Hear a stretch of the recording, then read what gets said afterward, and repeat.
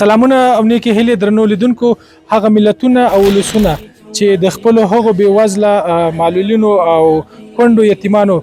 چې د دوی په جامعه کې شتون لري مرسته کوي لاسنیوی کوي هغه ملتونه هیڅ کله هم نه سره کمزوريږي بلکې د دغه ترحم او همکارۍ په وجه باندې لا سره پیاوړي کیږي نصیر خیره بنسټ هم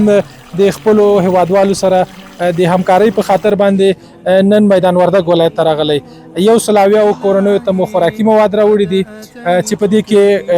معلولین دي کونډې دي بېوزله دي او هغه یتیمان دي چې د هغو پلرونو د دغه وطن د بقا او د استقلالت لپاره خپل سرونه نظرانه کړي دي نن ورځ مو دلته را دعوت کړي دي ان شاء الله دغه مرسته به ګړۍ بعد ورته تقسیمیږي في سكوني أم أميل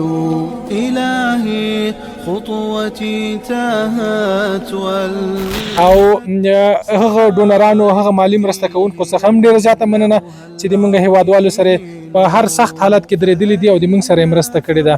له تاسو درنو هیوادوالو څخه چې په بهر کې یاست یا په داخل کې د خپل هغه هیوادوالو چې د تاسو سره په کور کلی او ولسوالي ولایت کې در سره دي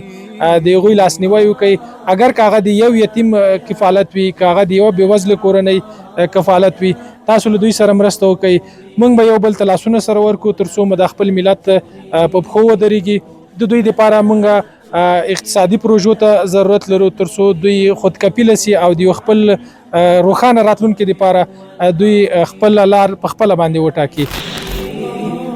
أقني يا كريم ففي بكائي مماتي إذ يعاجلني الرحيل أنا الموءود في حفر المعاصي